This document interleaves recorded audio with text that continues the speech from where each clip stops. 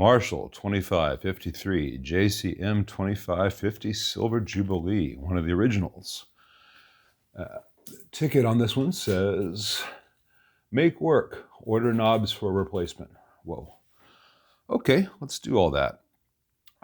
Number one thing we're going to do is see how much this Tolex will clean up, because it's really funk nasty.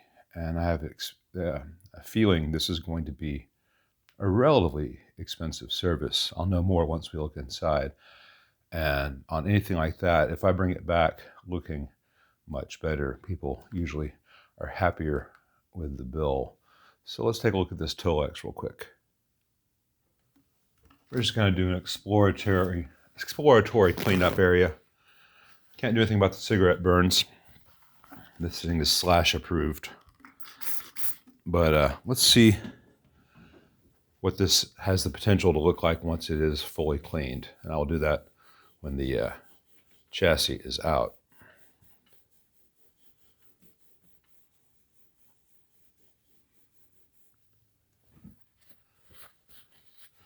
And the real cleaning would involve a soft bristle toothbrush. But I am getting yuck off.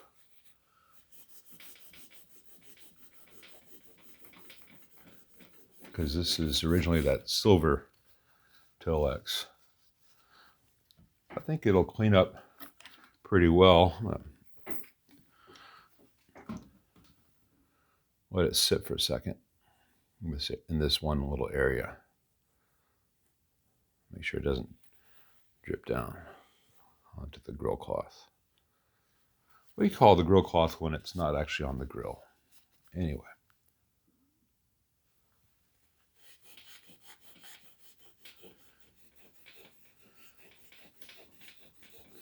Here I've used some 409,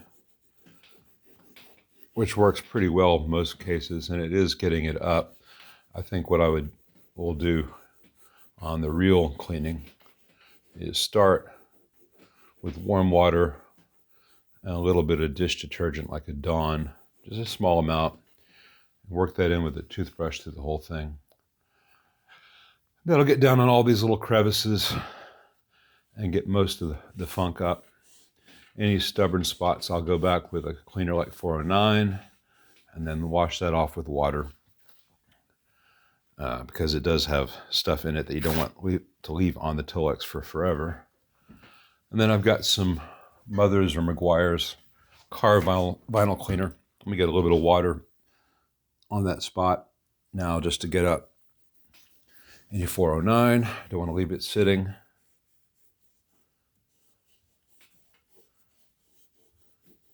And yeah, it's looking a lot better in this one little spot. And I'll just dry that off real quick.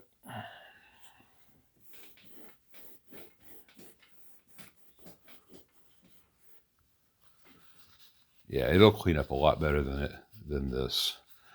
Anyway, let's take this out of the cabinet and see what it needs besides knobs. All right, it's got all the LCR filter caps from 1987. It is time for them to be changed. There are people who will try to convince you that these caps should be reformed. Ignore these people. They either have no direct experience because they've read about it on the internet way too much without actual understanding what happens in caps, or they're idiots, and there are a lot of the latter category out there in the various amp and guitar forums. Some real well-known reformers, but the electrolytic material in these caps dries out and becomes all crumbly, and the amp sounds better when everything's working better. And as these fail, you can take out a transformer, and a transformer is much more expensive and crucial to the core sound of the circuit than a filter cap. So these will be changed.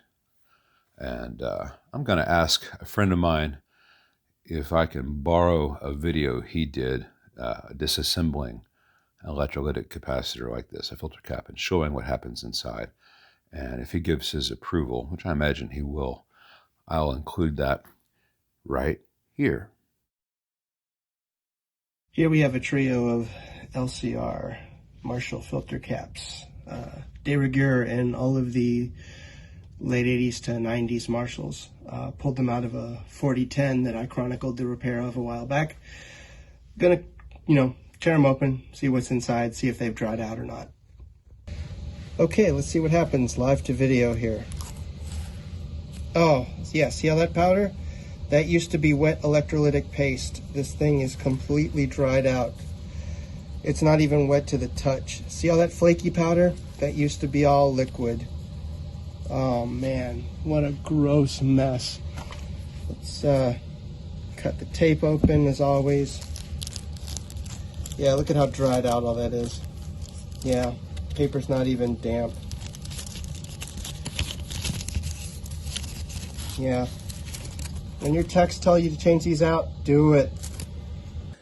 I want to close out with 1 or 2 points about these vintage LCR caps in the Marshalls from the late 80s and 90s. You'll frequently find people on eBay selling these caps, pulled from working Marshalls. Get that vintage Marshall tone. Well, people of all genders, that's crap. These caps are old, they're dried out, they're tired, they don't work anymore. That's why they were pulled. I like to think that most people who follow my page by now know better than to do that. But for those of you who don't know and are new, don't buy vintage electrolytic caps. They're dried out, they don't work. Put new ones in the amp and make it happy. I mean, this is not what you want to see when you take an amp apart, completely dried out. Should be an electrolytic paste in here that makes it damp. It is not. So, please, please, please do not buy vintage caps. Thanks. Till next time. Kind of cosmetic, but it does affect the way the amp vibrates and how much it scars up the surface of any cabinet it's put on.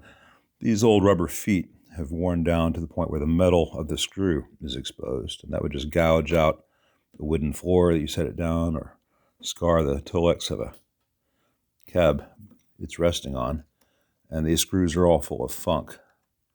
So I want to get all this funk out of these screws.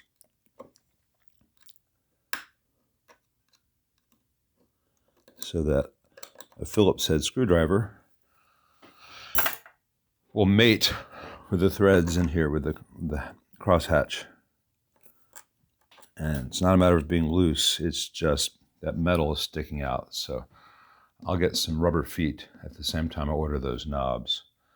And I'll try to get ones which closely match the originals, just so that this won't damage anything it's rested on or transfer vibrations too much into the head.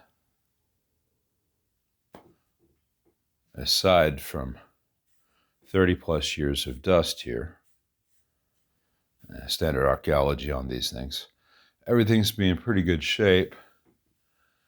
I think these are all the original tubes, which might be fine. We'll find out. They'll certainly work better once it has new filter caps. And I'll give this thing a thorough cleaning inside and out. The codes on the sticker here at this end of the chassis all say 1987, as do the filter caps. So let's flip this over and take a look inside. Everything inside is pretty standard for one of these, including the ridiculous excess lead dress, which will all be neatened up and shortened and routed very specific ways. A few electrolytics on the board will need to be replaced. Crucially, these bias caps need to be replaced.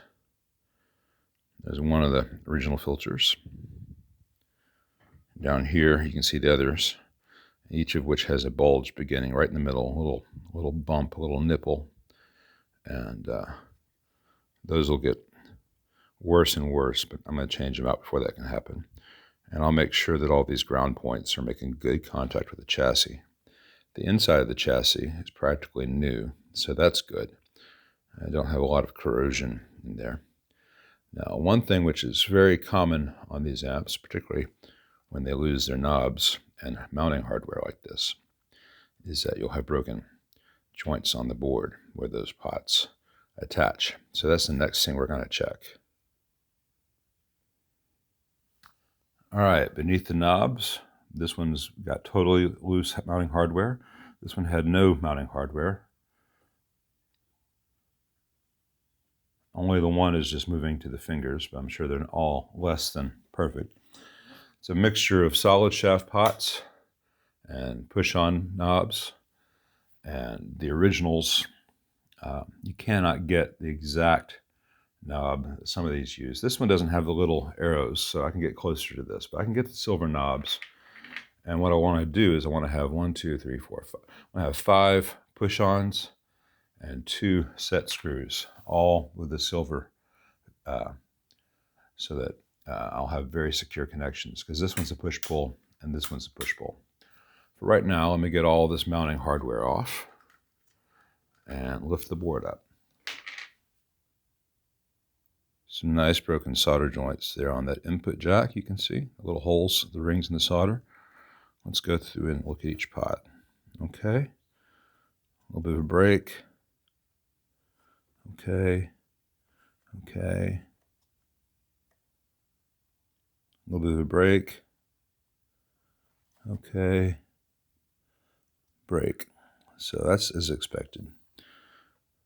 So I'll be reflowing all those necessary solder joints on those input jacks, on the input jack and the pots. And I will do that now while I'm thinking about it. And then I will take a count of all the electrolytics that get replaced in this amp and get those in a bill of materials order, sort out the best pricing and all that. Mauser or DigiKey typically. And I will get knobs and feet and very carefully see if this spline can be opened up without it breaking. Okay, all those solder joints reflowed, excess flux cleaned off. They're solid. I inspected, see these things right here, that's a trick of the light and the camera lens. It's really hard to get those things to show up to the camera as they appear to the eye. Looked like it was broken, it's not. Anyway, all those are reflowed, and I went through the rest of the board and looked for any other solder joints that were problematic. There are about 3 or 4.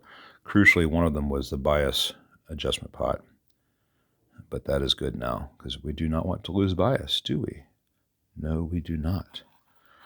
All right, so I will clean these pots and measure them to make sure that they're all seemingly working. And I will get all the caps ordered, and then we will revisit this amp. Once all these caps have been changed out, there and there and there, then, and pretty much only then, will I power it up and see what else, if anything, is needed. Because I want to make sure that we have good capacitors, and that all the chassis grounds are good and solid, and we'll reduce a lot of this ridiculous lead dress length. Things just kind of randomly in here. 87. It's pretty common in that era just to have a lot of excess stuff just run wherever. And neatening that up can have real audible benefits.